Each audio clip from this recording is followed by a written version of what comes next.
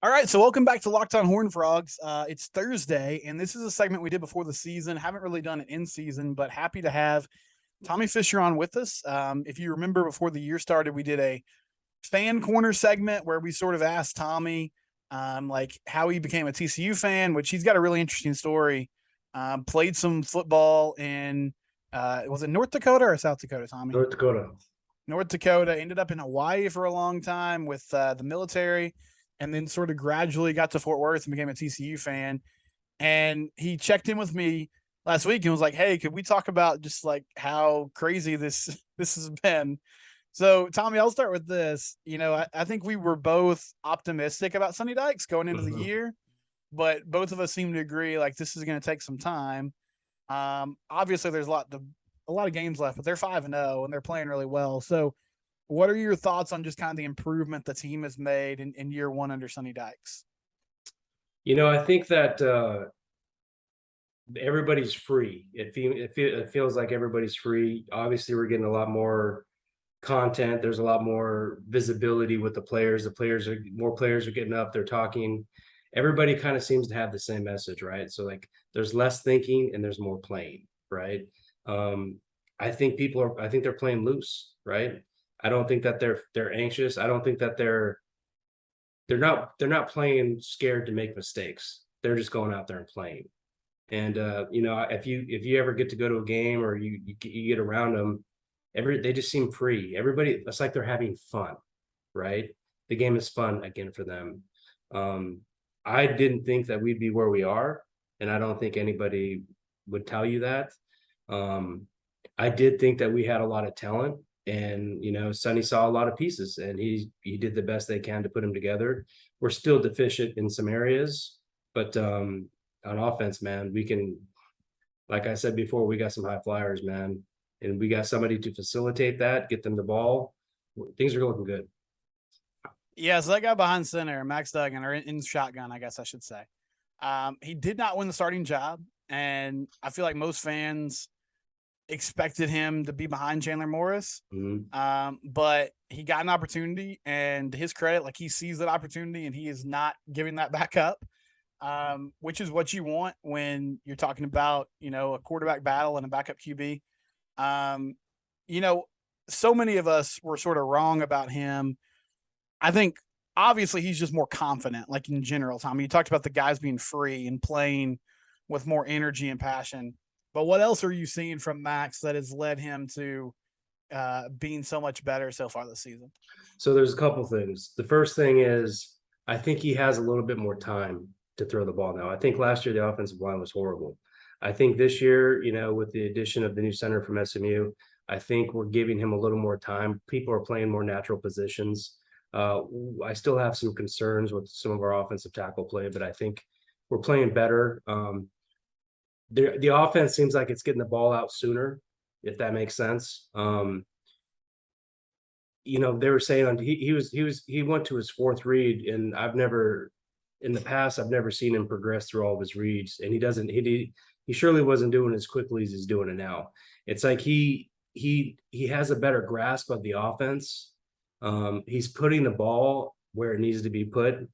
Every once in a while, he'll have a couple errant throws, but his as far as decision making, it's been night and day to compare. I mean, last year was pretty good too, but the decision making, where he's going with the ball, throwing with greater anticipation, which is one of the things I didn't think that he did well. He throws with tremendous anticipation.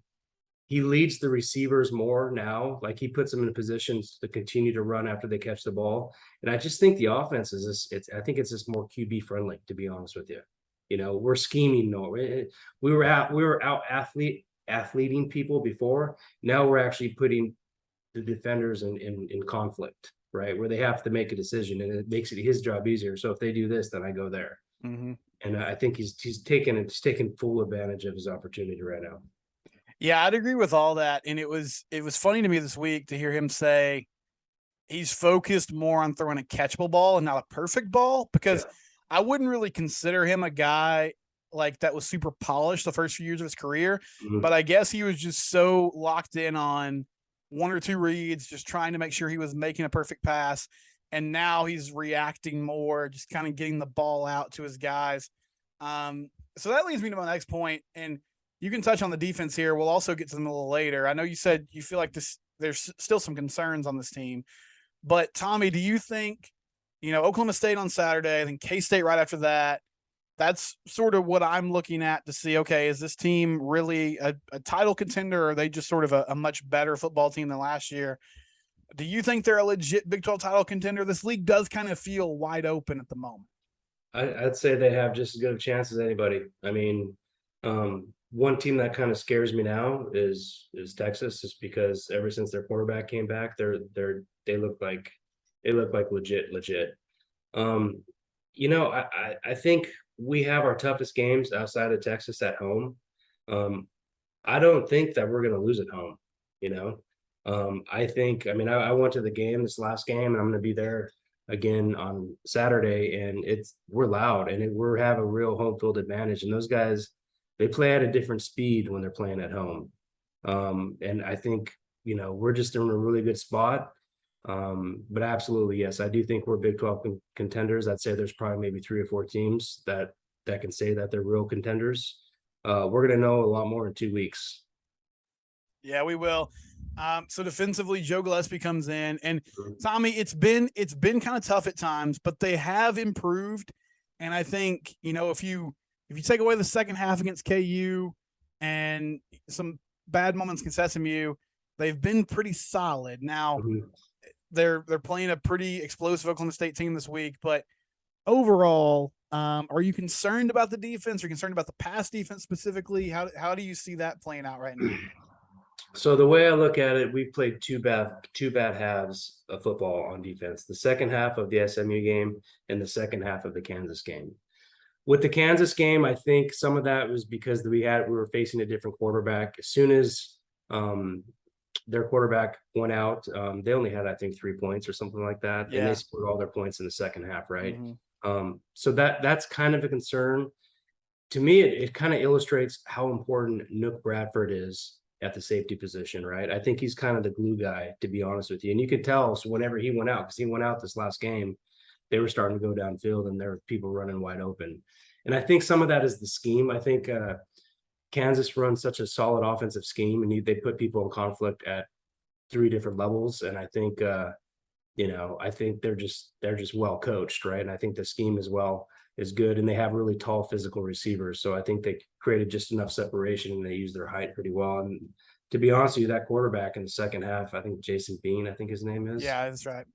I honestly think he was legit good, Yeah. And he had a couple mistakes. There was a couple things where, like, he overthrew the running back that leaked out, and Devin Neal. Yeah. There was nobody there. Yeah.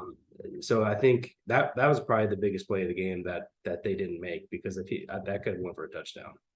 Well, and as someone who played, I mean, I was interested because I think you're right. Like Jalen Daniels coming into that game, you heard so much about, okay, it's a triple option attack. There's a lot of motion, but it's mainly like trying to get the run game going. And then suddenly Bean comes in, and they're throwing the ball like 60% of the time. Yeah. And a lot of it's like, some throwback stuff. There's still a ton of motion. Like, how much does that mess with a defense if you're sort of mentally keen on one thing, and all of a sudden in the middle of the game, oh man, it's like the concept of the offense has totally changed. Yeah. So the player that hurt us the most, I think, was their tight end, Fairchild or whatever his name was. He was wide open like 4 times, and he had some, good passes that were thrown to him, and he made us pay. Again, I think that's your safety. The safety probably should have been there, or one of your linebackers. So in addition to the back end of the defense, we tackled horribly against Kansas the second half of the game. If we would have made the tackles that we've been making, instead of trying to make highlight, plays, or you're knocking somebody out, I think that score is quite a bit different. I mean, there was like 4 or 5 runs where they just broke that first tackle and they ran for 30, 40 yards, and I think they scored a touchdown in every one of them. So I think those are fixable things. The thing that I'm probably the most concerned about is probably the pass rush, or the lack of a pass rush. I understood coming in that, we're going to that 3-3-5, that, we're going to allow them to gain some yards, right? I've actually been very impressed with how we've been able to stop the run, considering that we have less people up in the line of scrimmage. But the pass rush, I think we're giving the quarterback too much time, and he's able to find people. But I don't know if we have the players in place, especially at defensive end, to have an effective pass rush. And if so, I haven't seen it. Or maybe I thought Dylan Hart would be that guy, but maybe he's being doubled all the time. I can't really tell. But yeah, it seems like it's hard for those guys to win their battles. And then I think, I don't know this for sure because we've had 5 games of Joe Gillespie, but it seems like his mindset is, I don't want to bring extra rushers. Like that's just not, maybe that changes as the year goes on, but he's really concerned about, not getting beat over the top, which is funny because they sort of got beat over the top against KU in a roundabout way, even though it wasn't necessarily your traditional throws 20, 30 yards down the field. There's a couple that were like that. They got behind. Yeah, their receivers impressed me. I was impressed at how kind of man-to-man they were able to get loose on Saturday. So we'll see what that looks like against Oklahoma State.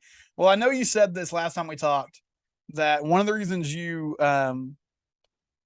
keyed in on TCU as a fan was because you just felt like the team deserved more support. And now you mentioned that you think there's a home field advantage now.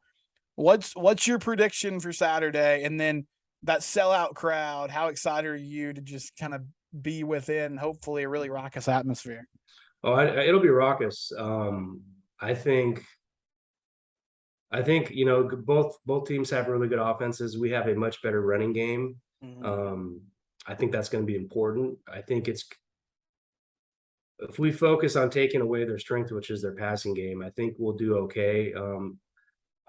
I feel good because Gillespie has faced Oklahoma twice recently when he was at Tulsa, and his defense fared very well, to be honest with you.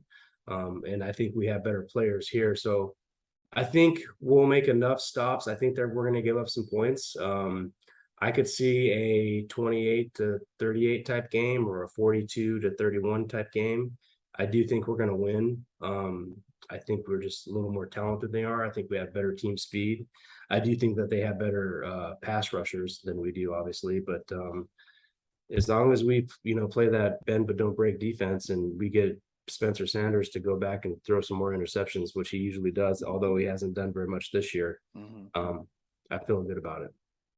Man, that's a really good point. This is why this is a fun segment, because I didn't think about that. Joe Gillespie being at Tulsa, facing Oklahoma State non-conference a few times and taking them to the wire a few times. So, that'll be something to watch on Saturday. Well, Tommy, thank you so much. Anything else before we go that you want to share with people out there?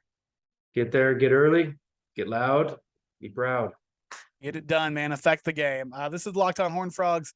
I'm Steven Simcox. This is Tommy Fisher. It's your team every day.